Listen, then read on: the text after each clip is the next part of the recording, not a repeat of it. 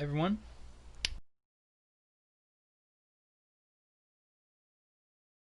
I come up with every once in a while. I like to talk about a topic that I've been kind of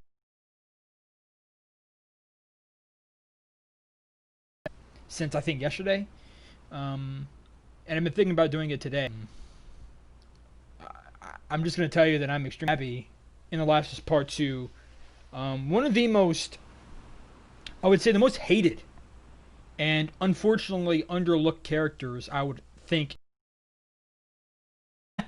And the reason that I say the most underrated is because Abby is a very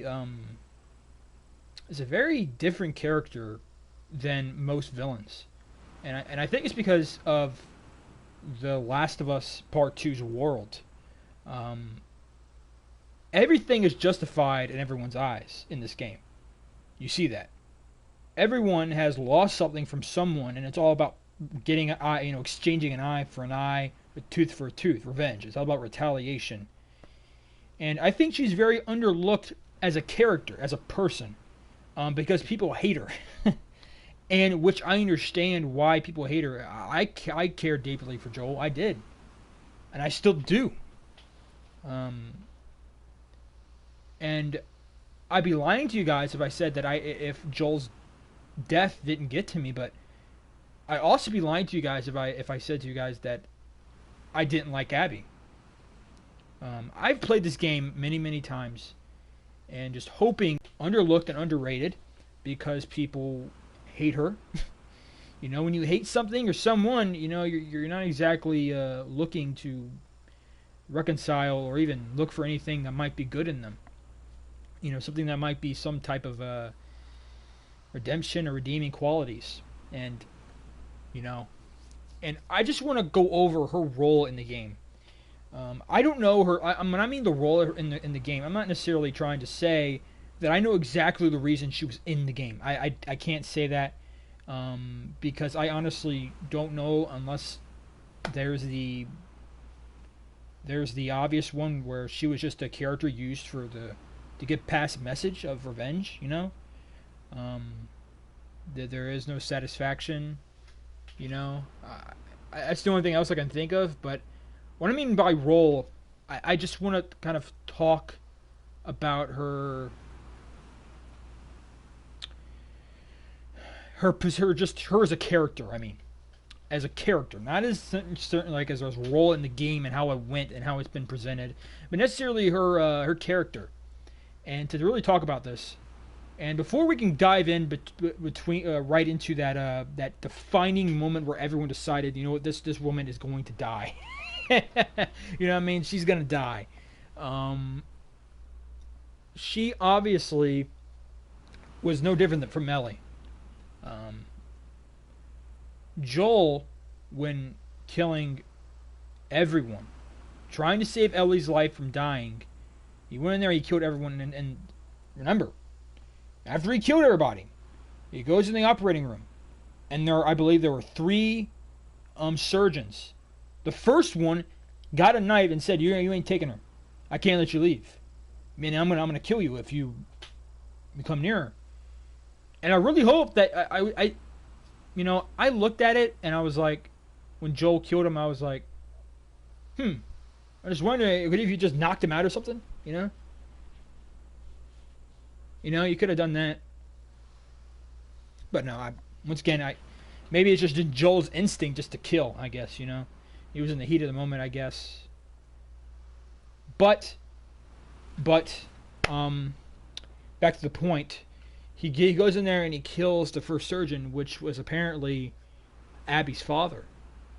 And after you do 3 days for Ellie, you get a scene where Abby and I think, what was his name?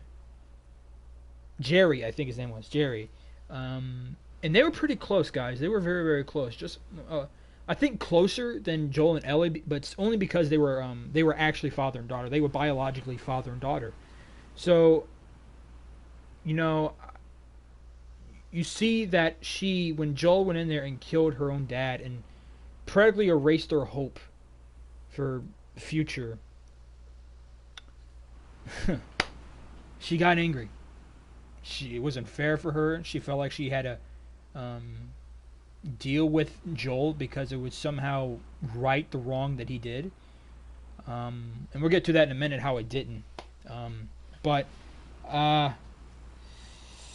so yeah, that's kind of how it all went down, and that's kind of why she killed Joel because he killed her dad and pretty much killed their entire future and their hope for a future. Um, Now, I want to make this clear that I am not attacking Joel at all. Okay, when I say this, I mean this. Joel didn't do anything I wouldn't do. If my daughter was if my daughter was in a operating room to which was never I always thought that she was going to survive the operation, but then at the last second they tell me, hey, your daughter's going to die. Okay, you don't have time to sit there and to lay out the pros and cons and to figure out what to do. No, she could have died in seconds. Joel had chosen what he wanted, and that was to save Ellie. You know, so I can't see him angry with Joel. I'm not. I actually would. I wouldn't do anything he wouldn't do. But at the same time, I wouldn't do anything that Abby wouldn't have done. Now, me being me, I'm not a person of revenge. I don't really believe in vengeance. Being a Christian, I'm not a person who likes to revenge. I believe that revenge is of the Lord. I'm not a person that's bent on revenge and getting people to pay. That's not who I am. And yes, it's happened to me many times.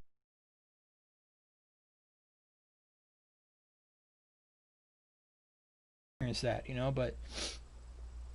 but I understand that, and I understand her hate and her anger, and you can't side on either of these people. You have to really, it's really hard for you to make up your mind, because are you doing anything they wouldn't do? And that's why Abby's character is somewhat compelling, is because she herself is doing what Ellie would do. She's doing what Dina would do, because she even said that if she had her sister's killer tied up to a chair, she'd do worse. Which is like I'm thinking Seattle Day 1, I think. But yeah, I think that I think Abby has just been hated a lot, and people are not really looking at her as a person, but looking at her as an object or like a murderer or a villain, when there really is no villains in this game. There's just people who have lost things, and they feel like the only way that is going to it's going to like make them whole and actually fill in the void that is in their heart is by killing the person that wronged them and hurt and killed one of the people they love. And as we see, as I'm going to say right now, that wasn't the case. You know that based on some of the things that Abby does. Abby helps two of these Seraphites who were kids. I would have to say that Yara was like 17, and I think Lev was like 9. They were both kids, and she helped them once because they had to work together or they would have died. I mean, the Seraphites had him in a really firm grip, all three of them, and then after that they were surrounded by stalkers, and clickers, I think, too, as well. But they had to work together, and they had to find a safe place for Yara, because that Seraphite like fucking broke her arm. She with a hammer, she just went right on her forearm and just went. It's just, yeah, it was brutal too. So they had to find a place to help him. Well, she goes and she sees Owen. She goes to sleep. Well, then she has a nightmare, very relative to her dad. But when she opens the door to the operating room, it's actually Lev and Yara being literally noosed and gutted like a fish. And so she kind of goes back and to help them. And over time, Lev asked the question, "Why are you helping us? You've done nothing. You've done nothing. Why are you helping us?" And I think she said, I needed to feel better. I need to do something, and it's helped me. It helps me, or something along those lines. In other words, she feels guilty. She feels guilty, and she feels guilty, and she realized that killing Joel didn't do nothing. It didn't change anything.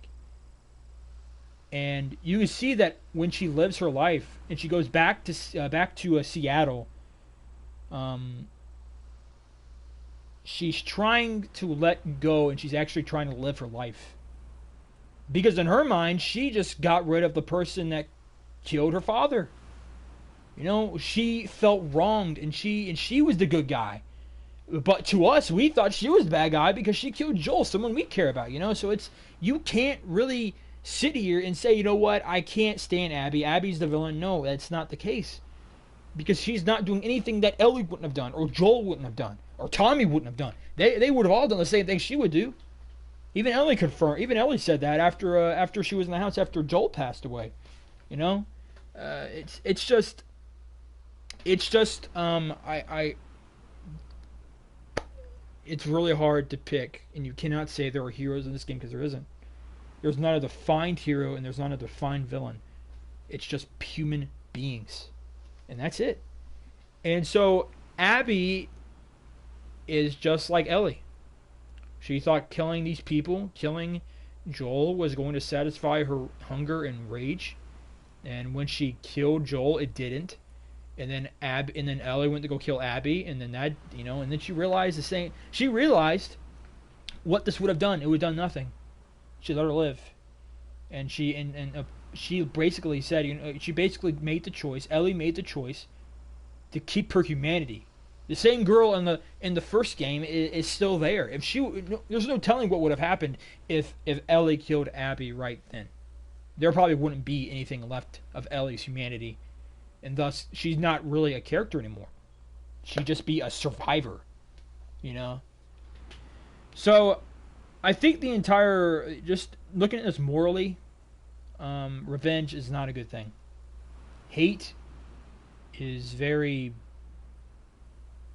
doesn't do anything. Revenge doesn't do anything. It's not satisfying. It's not going to change anything. And the more that you seek to do that, more you seek for revenge, the more empty you're going to be. That's the only way that I can really think about this. The only way I can see Abby in her position as a character in this game, she is just like everyone else, pretty much. She's just like us, and I'd be lying if I'd be saying that if Abby's not one of my favorite characters that I've played as. Obviously, I was not really. Was it angry, like hateful and angry? I just it was just different for me. It was a different taste of wine, and I really just didn't know what to say when playing Abby for like 3 hours. I think longer than Ellie. Really, I just wanted to get back to Ellie, really, but after I played it a couple of times, it was like, okay, I really like this character. So it's just it's a pretty dark story, guys, and I've said this before. The game didn't suck; it was just incredibly dark, and that's why it's so divisive. It's dark. There's really nothing been so dark before. A game like this that is so loved, and they have tackled an emotional topic that has like various consequences, and it really just tells us a lot about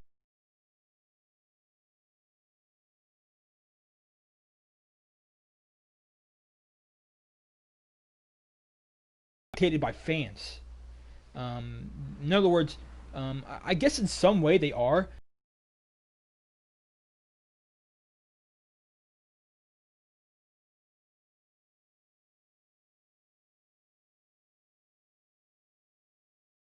Supposed to come to you first, and then as a character who's not a bad guy, not a villain, but a human. And if you look at it through her perspective, she's not the bad guy. You look at it, Ellie's perspective. She's not the bad guy. They were both wronged, and they believed that revenge was their only way to bring them peace and harmony, and it didn't. Ellie couldn't let go. She was still having nightmares because she never let go. You know, she didn't, and I don't think she could. I think she had to go over there and realize it with her own heart that this was going to do nothing. You know, at the end of it, she'd be alone again. So that's what I saw in this game.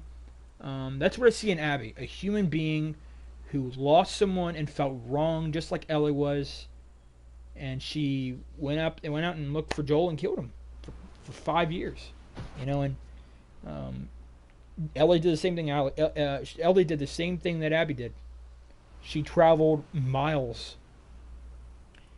She traveled from, man, what was it? I don't want to know if it's not Wisconsin. I know it's not that, but where's Jackson at? But wherever it was, she traveled the same distance, maybe, to Seattle to look for her, to kill her friends, and then do everything else. You see, that's exactly the same thing Ellie's did. Exactly the same thing Abby did. Ellie did the same thing. It's literally the exact same thing. It challenges you as you love these characters to see that they're all the same. They are all the same. They were all been wronged in their own minds. They are the good guy, and the people that have hurt them and that did them wrong, they're the bad guy in their mind, and so it's justified, you know. So this game, obviously, Abby's position in this game it's very once again, you can't really identify the role of her in this, but I look at her as a character. And so I'm just going over as her as a character and just showing it. And I wouldn't be surprised if in The Last of Us Part 3, if that is the case, that that she would be in part 3. Abby would be in part 3. I wouldn't be surprised. I still play it, obviously. Like I said, I want to love Abby's character because if part 3 ever comes out, I'm pretty sure she's going to be a big part of it. I'm not saying Ellie won't be in it, but Last of Us Part 2 ended, and it didn't really leave much room for Ellie. I think the only two possibilities she has left is, one, she goes back to, Jacksonville with, Jackson, to that settlement there, and Dina and her, because I do believe that Dina and her are back together because she had that wrist on her. She had that bracelet that Dina had on her wrist, so that she had to somehow find her. Sorry. I believe that she went back there because they were moving out somewhere, and the last thing that she had to leave with was Joel's guitar, and then that's how all the scene comes out. But anyways. Either she went there and that's how it is, that's the end of Ellie's story, or she actually goes after the Fireflies herself to be the cure. And then there's, then there might be, Abby too. So, who knows, guys? Who knows? Abby and Ellie could probably be best friends. And I told you this before, guys, man. I think they're related. I think Abby and Ellie are related. I think when they go find the Fireflies in part 3, I believe, and I think that the leader of the Fireflies actually is their mother. I believe they're sisters. I believe Ellie and Abby are their sisters. I believe they're sisters. I believe their mother is that person on the, or not the person, but she was the leader of that group there, about 200 Fireflies, and they go there and they actually become they realize that they're sisters. They're not and all the things they've done to each other over the year, over that small time in part 2. So I thought it was it's just something cool to think about, and so yeah, I mean that's all that I can think about with Abby. Abby is just a character that I think is very underrated. Very underlooked, and I think that if people can lay aside their hatred for this character, I think they can really see themselves in her, and I really believe that they can love this character, and I do believe that. I believe that a lot. So yeah, that's my view on Abby. That's the first topic. Now let's talk about the second topic. Um, I've never done something like this before, so if this is something you guys want to see me do on a regular basis, please let me know. And if you guys didn't hear, if you guys are just tuning in, if you just somewhat for some reason you get in the middle of this right here, I want to go over the new movie, The Batman. It's not out in theaters yet. It's not out in theaters. It's still even in production. I believe Matt Reeves even said it's like 3/4 done. What you got was only 3/4 of a movie. And obviously the reason they haven't really gotten far into their movie is because, obviously the quarantine. It kind of hindered their work of the movie. So, but I'm very excited for this, okay? When I heard that Robert Pattinson was going to play as Batman, many people were skeptical. Many people were skeptical. I, however, was not. And therefore, and for two reasons I believe that. One, it was the direction, okay? Matt Reeves is the director. I love Matt Reeves' directing. I loved the trilogy of the Planet of the Apes. I loved it. I loved the Rise, the Dawn, and the War of the Planet of the Apes. I loved all three of them. They were trilogies. The same storyline, and they were amazing. All three of them were. And it's not easy to do that. Many trilogies and many series of a certain title, they don't pan out well. either the first one was like, oh, so good, and then the next one sucks, and then like all the others suck as well. Or the first one sucks, and then all the rest of them are good. Or even just the second and third one. It could be something like, oh, first one sucked, second one was good, then they went back to sucking again. It just sucked. But Matt Reeves, he's so good at his directing because he captures so many things at once. And I love that movie, and now he is directing one of the most beloved and most legendary superheroes of all time, the Batman. To me, that's insane. I can't believe that. And so, that's the one reason why I believe this movie is going to be really good. Second, the reason I did not doubt Robert Pattinson as Batman, the reason I did not doubt Matt Reeves' choice of making and choosing Robert Pattinson to be Batman is because I've seen the other movies he's been in other than Twilight. Okay? I've watched 4 movies. The first one I watched was the, what was it? The Lighthouse. The Lighthouse is when I watched. Good Night, I think it was the other one. And he's also starring in Tenet, and he's starting in something like The Devil's Something. It's on Netflix. I've seen 2 of movies from him besides Twilight. And let me tell you right now, the man can act. The man is a great actor. I hate how people point out to his Twilight. How would you like to be known for a role that you didn't even like?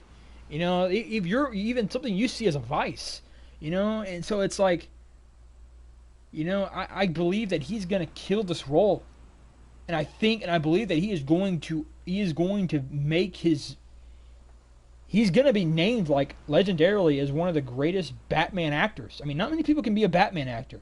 Batman's hard to play. Okay, the movie is dark. It's like a mystery crime thriller. It's dark, guys. I mean, I realized how dark this thing was when after Bruce Wayne tackled this guy from getting hit from a car, and he looked up and there was a guy with C4 on his chest with a detonator in his hand, and on his chest it says, "To the Batman." I was like, holy crap, that's dark, man. That's dark. And then to see the inspiration of the comics that this movie's being inspired by, dark. Okay? There's this one comic, I think it's something to do with Halloween. It's something to do with Halloween. I can't remember the title of it. But it was about this killer that they could not identify. They couldn't identify him. And Batman goes down this dark path. And it just, I could see what it means. And talking about a dark path, When Batman beats the crap out of that thug, he doesn't call himself when after he beats him up, the crowd of thugs looks at him and says, "Who are you?" And he looks up and says, "I'm Vengeance." He didn't say I'm Batman. He doesn't say I'm the Knight. He says I'm Vengeance. Okay, I don't know if this is me, but the significant that brutal way of knocking out that thug, or probably maybe even killing him. I hope that's not where they go to, but just the brutality of that. There's significance to that. It's emotional. Even after he beat him on the ground, he's going to beat him even more. That's emotional. He was so much emotion, y'all. It was so much emotion, and it's like this guy is going down a dark path, you know. And I think it may have maybe it has to do something with his family. You know, his I'm Vengeance. Maybe the Court of Owls or something. You know, they're being put in there, or maybe the Riddler is going after his family. You know, and he says I'm Vengeance. I'm Vengeance. You know, that's the thing that I really, really think that's going on in that trailer. There's just so much to unpack about that entire teaser. It's not even it's like a trailer. It's not necessarily a teaser. It's a teaser trailer, which I've never heard of before. I've heard teasers, but I've never heard of a teaser trailer. It's just that kind of sounded weird, but nonetheless, it's a great trailer, and I encourage you to go watch that, man, because it's great. And if you still don't like Robert Pattinson, well then, more power to you. I mean, you know, I can't really say much about him, but I think he's gonna be really good. I've seen him. He's one of my favorite actors. He's one of my favorite actors because he's done a really good job, and I know that he's going to do a good job in the two upcoming movies, and especially this one. He's taken this seriously. I know he is. He's a very serious actor, and you know, I really do think he's going to nail this. He's going to nail this role, and if he does, man, it's going to put him on the map. It's going to put him on the map as one of the greatest actors ever, because not many people could play the Batman and be a good trilogy. It's actually going to be a trilogy they're going to be making, hopefully. And obviously, you know, people have their own opinions about it, and everyone has their own favorite Batman. To me, the only Batman that was ever really good was Christian Bale. And I know that's a lot of people, but that was one of my favorites. But this one, Robert Pattinson's Batman might be number one for me. And the reason that I say so, and here's the thing about it, I want to say this before I forget about it. His suit, it's like the combination of the Arkham Batman, the Arkham Knight, and Christian Bale. It's like a mix of those two. You know, it looks really good.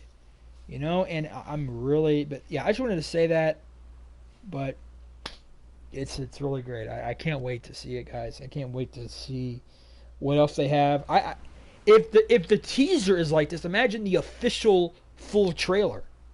I mean, it's nuts, man. It's nuts. And I think I heard Matt Reeves. He actually saying that they're making a TV show to build the world of the Batman before it comes out. I'm sitting there, that's pretty cool, you know. And then we also have The Last of Us TV show that's coming out sometime, hopefully next year, Lord willing. But once again, guys, I'm just extremely excited for this movie. It's crazy, guys. I can't believe that we have a Batman movie coming out. We have a Batman trailer. I've watched that thing so many dang times. I'm just so astounded. I'm so astounded. So astounded by how he looks, where it's going, because it's not like any Batman movie. It's extremely dark. It's very mysterious, you know. And hang on. And it's just dark, man. It's different, and that's good. It needs to be different. We've been blowing the same trumpet for years. Okay, the last good Batman we had was how long ago? 8 years ago? A decade ago? That's the last good Batman we had. You know? I didn't really well, one reason I didn't like Superman vs. Batman or Ben Affleck's Batman was because there wasn't a story for Batman alone. It was like a dual story, and I didn't really like that. but it's crazy, man. I'm really into this entire storyline. I'm getting into it. And I can't wait to see more of it, man. I cannot wait. And that's one of the reasons why I haven't actually been playing The Last of Us Part Two is because I've been so excited about this that I've actually just been thinking about it a lot. Um, so yeah, I mean, it's just shoot, man. This is great, man. It's great.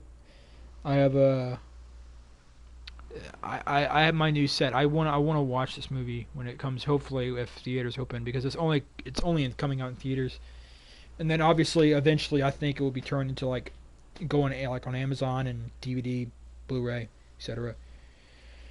Oh man, it's just I'm just really excited for this movie, and if you're not, I would say give Robert Pattinson a shot. He's a really good actor, and really hope that, and I really hope he does amazing. Once again, if he does, it's be good. I said this before, guys. I love The Last of Us Part Two, even though some didn't. But I enjoyed it.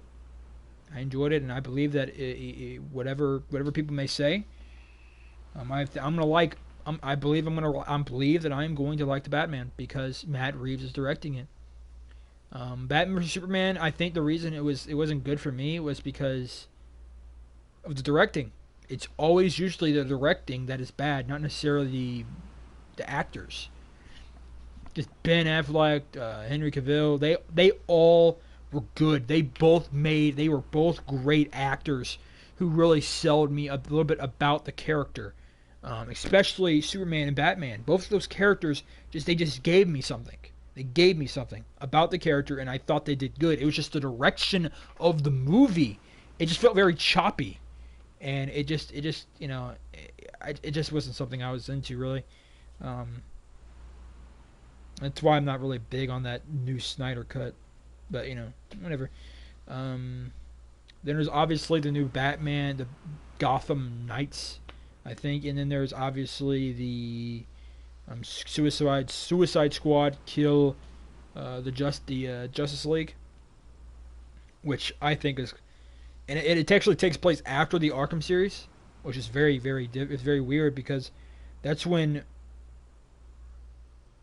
Batman's legendary status is gone. If everyone know who he is by now. But if they're gonna be going in a time before that happens, well, then we obviously know what's gonna happen. They're gonna lose. Okay, they're gonna lose. Joker can't be there because, once again, if it's taken right after Arkham Knight, then obviously Batman's gone and Joker's gone. So there's that as well. So I don't necessarily know what I'm gonna do with those two games. I'm definitely be eyeing Suicide Squad, because that it was made from Rocksteady, and Rocksteady made the other Arkham games, and I liked the Arkham series. I loved it, and I'm just looking forward to. I'm looking forward to what they're going to do. But, anyways, guys, yeah, that's all my stuff for today. I mean, these two have been on my mind for a while, and yeah, it's been on my mind for a while, and for the past day or two, and I just really hope that Robert Pattinson and Matt Reeves does this movie justice and make one of the greatest films ever. So anyways, guys, with that being said, I don't know what else we're gonna go next. Maybe we're gonna go over Ellie's role. I think I've already kind of said hers, but we'll see. I'll go over my outline for it, and we'll go over it. But we also have to go through Joel and a bunch of other characters. So yeah. Anyways, but if that's it, I hope you guys enjoyed this video. If you did, leave a like. Consider subscribing if you so desire. And if you have any comments, if you have any thoughts, your own thoughts about the Batman or thoughts about Abby, be nice. Okay. Be nice. Be kind. And be patient, people. Okay. All right, I'll see you guys in the next one.